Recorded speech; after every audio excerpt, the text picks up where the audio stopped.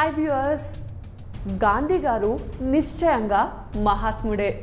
అయితే మహానుభావులందరికీ ఉండేట్లుగానే ఆయనకి తిక్కలు చాదస్తాలు ఉండేవి. ఆయన సత్యాగ్రహంతో, అహింసతో, దేశీయ వైద్యంతో ఇలా చాలా వాటితో ప్రయోగాలు చేశాడు.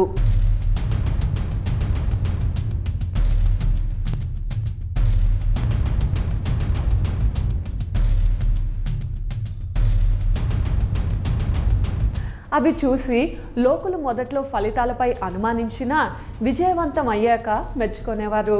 కానీ గాంధీ బ్రహ్మచర్యంతో చేసిన ప్రయోగాలు మాత్రం ఆయన జీవించి ఉండగానే జనాలకి మింగుడు పడలేదు. మరణించినా వాటి గురించి చర్చ ఆగలేదు.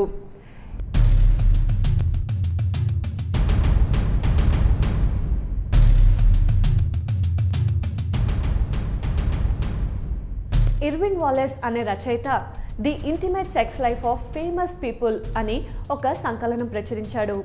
దానిలో కొందరు ప్రముఖులను వారి సెక్స్ అలవాట్ల పరంగా వర్గీకరించాడు. ఫెటిష్ అంటే నగ్నంగా నిద్రించడం అనే విభాగం కింద గాంధీ పేరు కనబడుతుంది. అలాగే న్యూడిస్ అండ్ స్ట్రిప్పర్స్ విభాగం కింద కూడా ఆయన పేరు కనబడుతుంది.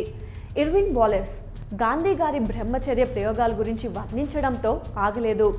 గాంధీ సెక్రటరీ కమ్ నర్సుల గురించి కూడా కామెంట్ చేశాడు. దక్షిణాఫ్రికాలో గాంధీ ఉండగా ఆయనకు 17 ఏళ్ల సోన్జాస్ కెప్లిన్ అనే ఆడ సెక్రటరీ కమ్ నర్సు ఉండేదని, ఆ తర్వాత కూడా చాలా మంది ఉండేవారని చెప్పాడు. వాళ్ళు డిక్టేషన్ తీసుకోవడమే కాకుండా ఆయనకు మర్దన చేయడం, స్నానం చేయించడం వంటివి కూడా చేసేవారని రాశాడు. బ్రహ్మచర్యం పాటించడం అంటే కత్తి మీద సాము లాంటిదని, తనకు 60 ఏళ్లు పైబడిన స్వప్న స్ఖలనాలు కలుగుతాయని గాంధీ బహిరంగంగానే ఒప్పుకున్నారు అని కూడా వాలెస్ రాశాడు.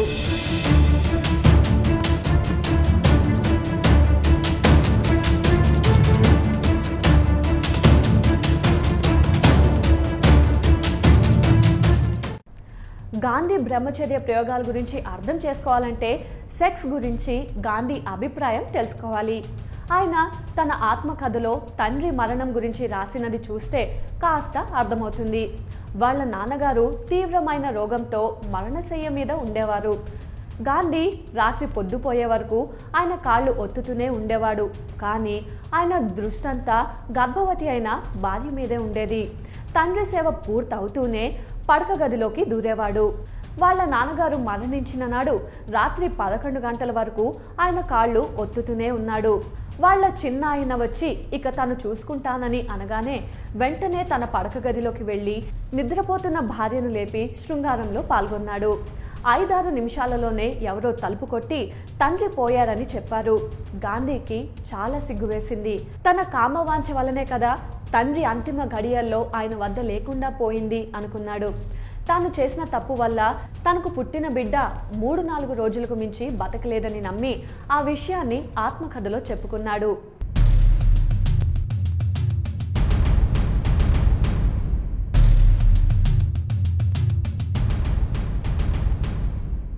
దీన్ని బట్టి సెక్స్ పట్ల ఆయనకు అపరాధ భావన ఉండేదని తెలుస్తోంది.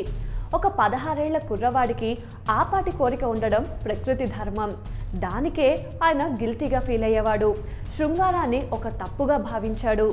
అందువలననే 5 కుమారులు కలిగాక పిల్లలిక వద్దనుకున్నప్పుడు కుటుంబ నియంత్రణ పాటించాలంటే సంసారం చేయకపోవడం ఒక్కటే మార్గం అనుకున్నాడు.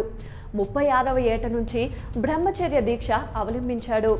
దీక్ష శారీరక బ్రహ్మచర్యానికే పరిమితం కాకుండా మానసికంగా కూడా తను బ్రహ్మచారి కావాలని ఆయన ఆశించాడు. కామవాంఛలను జయించడంలో తను నెగ్గానో లేదో తెలుసుకోవడానికే ఆయన ప్రయోగాలు చేశాడు. ఈ ప్రయోగాలలో భాగంగానే ఆయన స్త్రీలతో నగ్నంగా నిద్రించేవాడు. ఆ స్త్రీలలో కన్నెపిల్లలు, వివాహితులు కూడా ఉండేవారు. ఇదే వివాదాలకు దారితీసింది.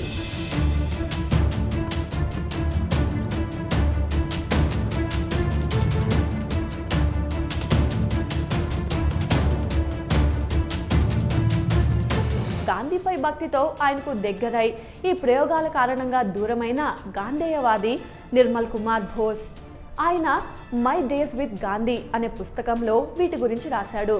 అర్ధరాత్రులు గాంధీ వణుకుతూ లేచేవారని, తన పక్కన పడుకున్న స్త్రీలను లేపి గట్టిగా కౌగలించుకొని పట్టుకోమనేవారని, 5-10 నిమిషాల తర్వాత వణుకు తగ్గేదని రాశాడు. గాంధీ ఆ స్త్రీలను తన పక్క మీద తన దుప్పట్లోనే పడుకోమనేవారట. అలా పడుకున్నప్పుడు వారిలో కానీ తనలో కానీ వాంఛ ఏమైనా కలిగిందా అని వాకబు చేసేవారట. గాంధీ ప్రయోగాలలో పాలు పంచుకున్న స్త్రీలలో ఒకరంటే మరొకరికి అసూయ, పోటీ ఉండేవని బోస్ రాశారు. ఈ ప్రయోగాల వ్యవహారం నచ్చక నిర్మల్ బోస్ గాంధీని విడిచి కలకత్తా చేరుకున్నారు. ఈ విషయమై ఆ తర్వాత కూడా వారిద్దరి మధ్య ఉత్తర ప్రత్యుత్తరాలు జరిగాయి. గాంధీ ఒక ఉత్తరంలో బ్రహ్మచర్యం అంటే స్త్రీని తాకకుండా ఉండడం కాదంటూ తన వాదన వినిపించారు. బెంగాల్లోని నౌఖాళీలో ఉండేటప్పుడు గాంధీ తన బ్రహ్మచర్య ప్రయోగాల గురించి బహిరంగంగానే వెల్లడించారు. నిజానికి చాలా సంవత్సరాలుగా అలా చేస్తున్నానని, అది ఇన్నాళ్ళు రహస్యంగా ఉంచడం పొరపాటేనని అంగీకరించారు. అప్పటికే ఆయన అభ్యంగన స్నానాలు, మాలీసులు, ఆడపిల్లల భుజాల మీద చేతులు వేసి నడవడాలు వివాదాస్పదం అయి ఉన్నాయి.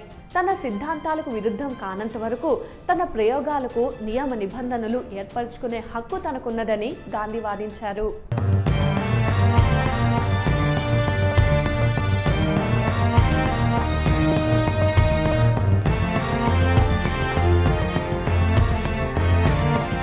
గాంధీ ట్రూత్ రాసిన ఎరిక్ ఎరిక్సన్ సిద్ధాంతం ప్రకారం గాంధీ జీవితంలో మాతృత్వ భావనకు ముఖ్య స్థానం ఉంది. ఒంటరితనం అనుభవించినప్పుడు ఆయన తల్లి ప్రేమకై తప్పించి స్త్రీ కౌగిలిలో సేద తీరేవాడు. గాంధీకి దూరపు చుట్టం, సన్నిహితురాలు అయిన మను గాంధీ బాపు మై మదర్ అనే పుస్తకంలో గాంధీ తనకు తల్లిగాను తండ్రిగాను ఎలా రూపొందారో రాసుకువచ్చారు. ఆమె 12వ ఏట ఆమె తల్లి మరణిస్తూ కస్తూర్బా చేతిలో పెట్టి నువ్వే ఇక ఈమె తల్లివి అంది. 4 ఏళ్ల తర్వాత కస్తూర్బా చనిపోతూ గాంధీ చేతిలో పెట్టి మీరే ఇక ఈమె తల్లి అంది. గాంధీ ఒక తల్లిలాగానే ప్రవర్తించి మనుకు ఎంత తినాలో, ఎలా దుస్తులు వేసుకోవాలో కూడా నేర్పారు. ఆమె గాంధీకి పత్రికలు చదివి పెట్టేది, శరీరాన్ని మర్దన చేసేది, ఆయన మంచం పక్కనే పరుండేది, రాత్రి లేపి మాట్లాడితే వినేది. ఆమెకు 19 సంవత్సరాల వయసు వచ్చేసరికి ఆయన పక్కలోనే పడుకునేది.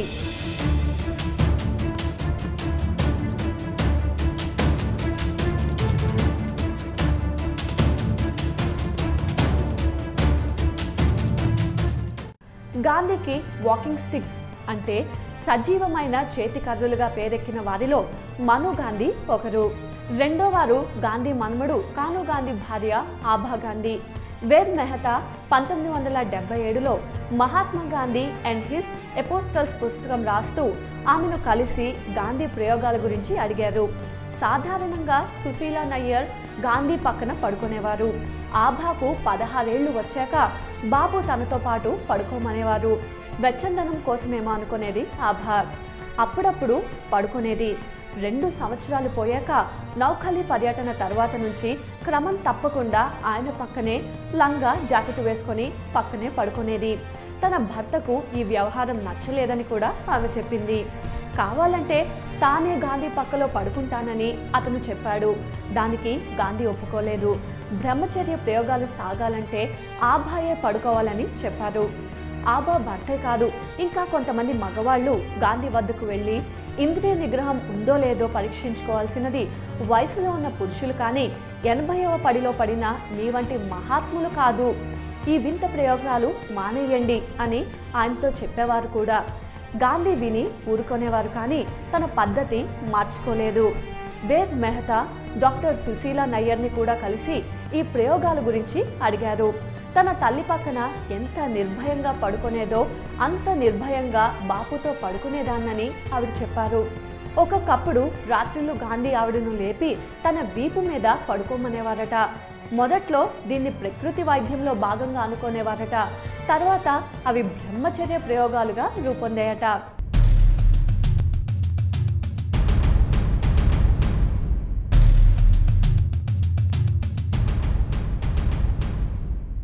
ఈ విధంగా గాంధీ బ్రహ్మచర్య ప్రయోగాలు ఎప్పుడూ వివాదాస్పదంగానే ఉన్నాయి.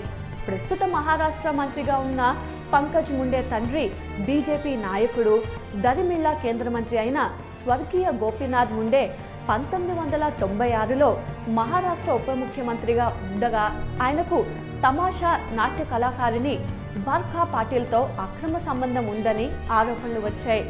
ముండేను సమర్థిస్తూ శివసేన అధినేత బాల్ ఠాక్రే గాంధీతో పోల్చి తేల్చాడు. గాంధీ బ్రహ్మచర్య ప్రయోగాలు పొట్టి ఫార్స్ అన్నాడు. ఆయన తన శిష్యురాలతో వ్యవహరించిన తీరు ఆక్షేపణీయం అన్నాడు. చివరిగా గాంధీ చేస్తే ఒప్పు, మా వాళ్ళు చేస్తే తప్పు అయిందా అని వాదించాడు. 2010లో జార్జ్ ఆడమ్స్ అనే ఆయన గాంధీ నేకెడ్ అంబిషన్ అనే పుస్తకం రాస్తూ మళ్ళీ వీటి గురించి విమర్శించాడు. గాంధీ భక్తులు కూడా సమర్థించలేని వ్యవహారంగా ఇది మిగిలింది. గాంధీలో అణచిపెట్టుకున్న వాంఛల ఫలితమే ఈ ప్రయోగాలని, ఆ వాంఛల్ని జయించడానికి గాంధీ ఎంతో కష్టపడ్డారని అనేవాళ్ళు కూడా చాలామంది ఉన్నారు. ఇన్ని అవస్థలు పడే బదులు మామూలు గృహస్థ జీవితం గడిపితే పోలేదా అని మనలాంటి వాళ్ళకు కూడా అనిపిస్తుంది.